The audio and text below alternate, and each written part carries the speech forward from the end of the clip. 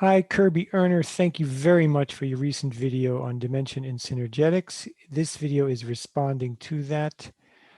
I found your video very inspiring, the way you talked about teaching teachers and you urge people to start with their autobiography.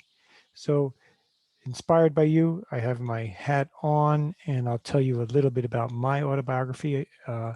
I know I visited you a while ago and we've been corresponding over the years, but I'm not sure you know that my introduction to Fuller came through music. I was at Cornell University studying with David Borden, who was a contemporary and had collaborated with John Cage and was related to the Fluxus movement of music. And as you know, John Cage was very involved with Buckminster Fuller. He had Cage had also been at Black Mountain College and had a long friendship with Fuller. So David Borden was very aware of Fuller, and Borden assigned Fuller to me to help me structure the kind of music that I was doing at that time. This reading Fuller changed my life in a way. I went and pursued Fuller. I ended up hearing him lecture, meeting him, going to his office in Philadelphia. When I went on with my own music career, I ended up in Greenwich Village at something called the Co-op, which later became, it's part of Folkways Records, which is now sold by the Smithsonian. So as part of the Co-op, there were all kinds of musicians back then, including Suzanne Vega, Tracy Chapman. Some people became very famous and well known. I did not, but I did write this one song based on my understanding of Fuller's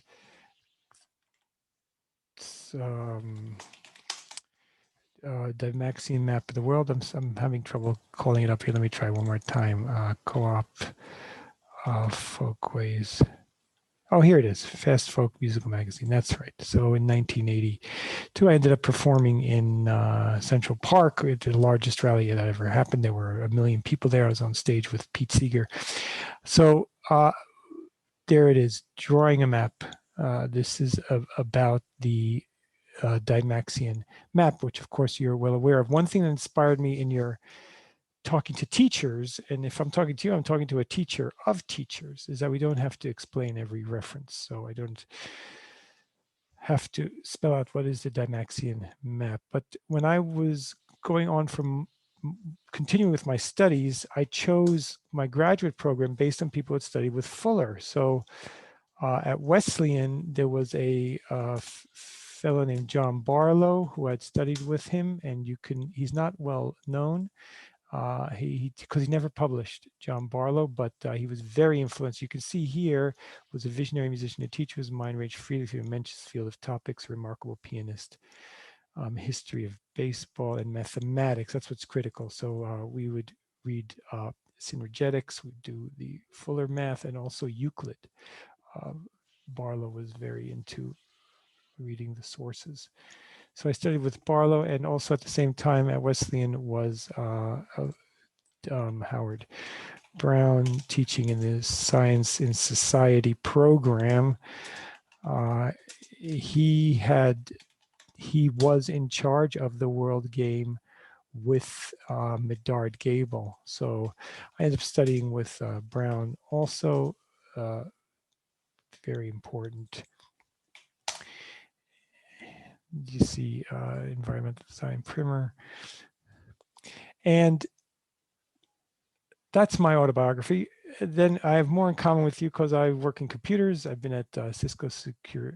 I was at Cisco Secure for 20 years, and I work at startups. I do program. I've done machine learning. I resonate with everything you said about dimensions and machine learning, and I understand all of that. So I'm very excited by your approach of trying to place Synergetics as an American work. It is one of those books by an American that's large and not really read. It reminds me somewhat of Gertrude Stein's book, The Making of Americans, which I read about half of it. They used to read this every year in downtown New York. I tried to lay out Synergetics for a while into an annual reading cycle. This is the results. It's just a spreadsheet on my own computer. I broke it into, it could be a 3-year cycle, and you you would read a certain amount every day. But when I tried that, it turned out to be very difficult. It doesn't quite fit that approach. And I like your approach of dipping in on different topics at different times. So lately, we've been dialoguing more, you and me and CJ, and also the crowd in Biotensegrity, the Stephen Levin people, and Fernando Tejero, and De Jong continues his amazing work. It's so important. Just to give you a quick overview, so the Tensegrity Wiki I started 10 years ago. It's got all these people in it. There's De Jong, who I mentioned. You're not in here, Kirby, because you don't do much on Tensegrity, but sure, Kenneth Nelson's here, and also people that you might not have heard of, like Vitus Sunspiral. He's a NASA scientist. I maintain the Pinterest site, and lately with COVID, there's a craze of creating tensegrities. Now there's a Facebook group with 1,000 members, also LinkedIn, and I have a blog. So the challenge, as I see it, is how we, the generation who personally were exposed to Fuller, bring forth the benefits of his teaching and his methods to a new generation. And I think that your approach as putting it as American is brilliant and powerful. Your arguments for putting him into historical context of the Cold War is very compelling.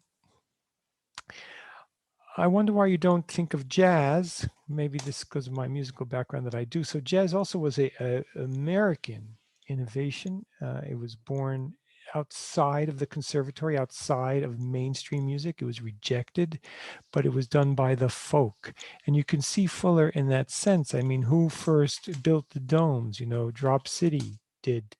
And people build their own domes. You still can't get a geodesic dome if you live in Manhattan, but you can contract with these small folk uh, uh,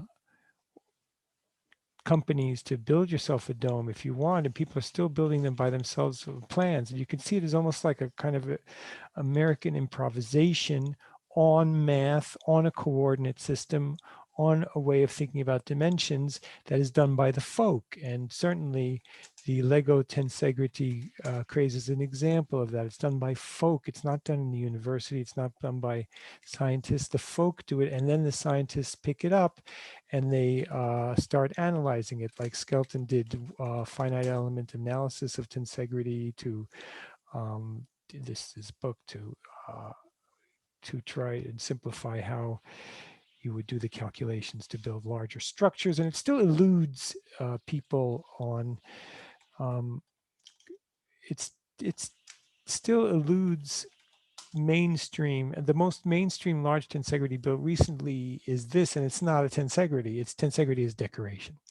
So we're still in the very beginnings of our journey into bringing Fuller's approaches out of the folk and into the institution. And here, one thing that is not on our side is Fuller himself. Fuller did not spawn institutions. You know, if you compare Tesla and Edison, Tesla patented his work, but he was a loner, and he himself was not an institution, and he died alone in some poverty. Edison, on the other hand, made institutions. He almost invented the modern R&D department. Alexander Bell, who you mentioned, could spawn an institution. He made Bell Telephone. He was the kind of man who could make institutions. He also made National Geographic Society and Society for the Deaf. The extreme example for me in Americana is Benjamin Franklin. Benjamin Franklin created so many institutions, the public lending library, the firefighters. Fuller is the opposite of this. He's more like Tesla. He, in fact, rejected institutions. As they formed around him, he would provoke fights. With the famous fight you mentioned with Snelson, which was then resolved. You don't mention that he alienated John Hale, who helped him do the images that he did. He alienated so many people because, well, that's just part of who he was. And that doesn't slow down the amount of work and people vigorously pursuing his vision and the work that you've done with Koski on the A and B modules. So let's fly across your presentation just to give me, so I can give you a few more responses. So this is an example of one of the few major structures made of Fuller's work. Here's your bookshelf. I have a similar bookshelf. You define it, and then you spend this presentation really focusing on the unit volume and finding a way to justify the different use of the word 4D. And I love it. I think you've done a terrific job. I can't improve on that except to want to work with you and want to institutionalize it. How can we get more people? How can we measure that we've succeeded on A and B modules? How can we make an online course in the A, B, and up to the T, E, and S that you've done, and show the benefit, show the joy, like in jazz, the more people that played it, you know, who care? Ed Sullivan finally put Elvis Presley on his show. This stuff, as it becomes popular, as it becomes useful, it then penetrates to the more established zones. So I would love to have global U, as you call it, maybe have more sessions and have more folk engaging in this. We have now Zoom tool, which you didn't get a chance to mention in your talk. People, it'd be good to bring the A, B, and S language into Zoom tool because that's something that people can buy. Everybody can buy the Geo magnet toys that they come in all kinds of different names now, where you can just make polyhedra. So it'd be nice to make get a language around A, B, S modules in here. Anyway, continuing to fly across this. By the way, what book is this? Please tell me. I don't recognize it. I recognize all your other books. Bringing in Loeb, and yes, of course. I would say that Bell stumbled across what we call the IVM, the vector equilibrium, and the cube octahedron because he was seeking the lightest possible structure. So it was the same motivations that brought Bell to these structures, which were then lost because for some reason that's not a general motivation of engineers. And then it became a motivation of Fullers for historical reasons. And here also I'd like to add something to your presentation, which I'm not sure you're aware of, just because it connects. We know that it was in 1927, the year that Lindbergh flew, that Fuller decided to change, to go onto this new agenda that ended up leading him to discover and create this language that he has and write the 2 volumes of Synergetics. Something you might not know is, he was very motivated by the loss of his first daughter. Although they were committed Episcopalians and the family, the extended family, Fuller and his wife, were both church-going Episcopalians, and they were church officers on his wife's side. They buried his first daughter in a Quaker cemetery because she has Quaker roots, the Willits family. Willits, and her name was Alexandra Willits, are Quakers from New York. So I thought you might be interested in that one connection. She was buried at the cemetery in Long Island where there's a Quaker meeting house and it's a Quaker cemetery. So speaking of these issues, what motivated Fuller, as you point to, is a theosophical or transcendental focus, but then you don't dwell on that more than that. And I would like to propose that we adopt the language of the 12-step programs and talk about the higher power or the higher power of my understanding. It's a critical part of synergetics, as you know. That's not Fuller's term. That's just a term that would work, but God is in the index because God was very important to Fuller. And he saw all of these patterns as being a reflection of divinity, and he found the most useful word for that to be God. Something else that I'd like to point out is the method around Fuller's language. You certainly position it as a special language, and you'll see, I'll explain why that's open in a minute. But Fuller adopted a method of adding prefixes and suffixes to words that he cultivated, and he slowly culled his language of words that were not useful. So for example, you'll notice that he culled from his language any words involving gravitation. He tried not to say the at bottom, for example. We always say the most important thing is at bottom of the foundation of an idea. And Fuller avoided these words. He slowly cultivated words that he could rely on.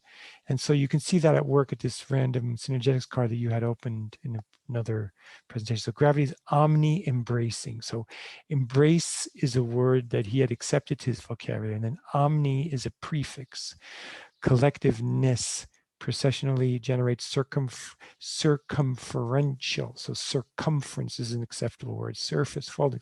He's very selective about what words will be effective for advancing his agenda, which is a methodology for discovering the coordination system and the most effective way that we can coordinate the resources that we have to support life.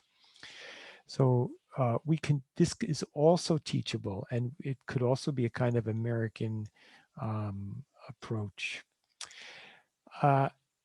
When you talk about 4D and the concentric hierarchy and the integer volumetric calculations that are possible with a tetra and octa based volume system, I feel we can go a little further and talk about the use of space in conceptuality. So Roman numerals use space to separate the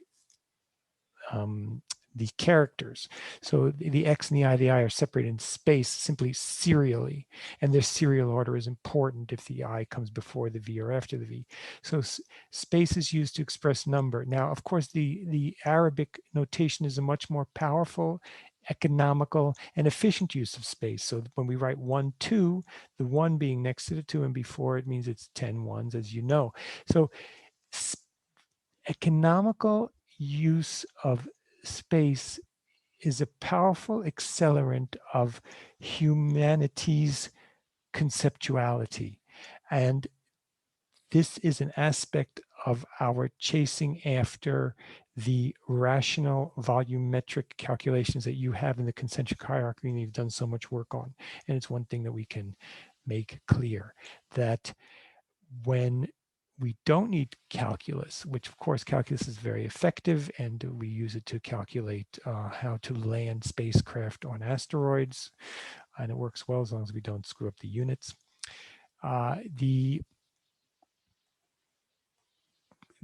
A whole number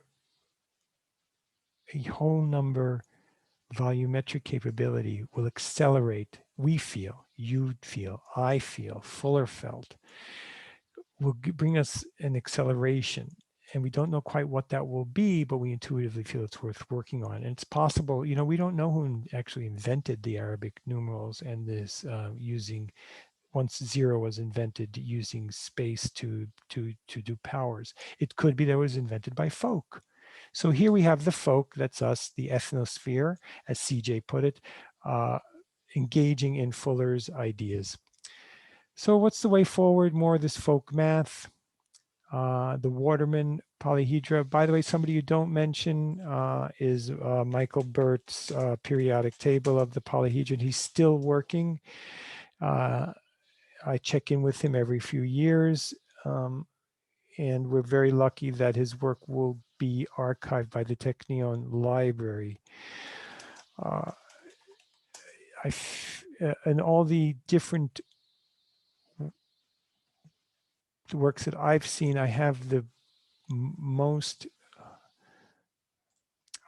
I think that Burt might have a way for us to embrace all the Fuller-esque polyhedra, including, we still have a lot of work to do on tensegrity, because in tensegrity, we naively say this is a tensegrity icosahedron, for example, but it's not. You know, this is not a clear mapping of space. We have no consensus yet on how to name this, how to describe it, and the number of tensegrities just keeps multiplying with the years. And again, this is a folk, it's a jazz, it's a an insight that has come from an American. And to conclude, I'm just so excited by your video that I wanted to respond. Something about the way you did it made me feel that I don't have to, I can just say what's on my mind and you'll listen, teaching the teachers, as you said. By the way, I need to learn more about quadres. That was another aspect of this. I'd love for us to create a more institutional setting where the folk can come together in meetings and Zoom meetings in different ways to do this kind of folk math. I feel strongly, I love your Martian math packaging of curriculum and the progress you've made in defining curriculum around this. Let's use that. Let's draw upon it. And let's keep going together. I hope you accept this video in the spirit it was made as a thank you.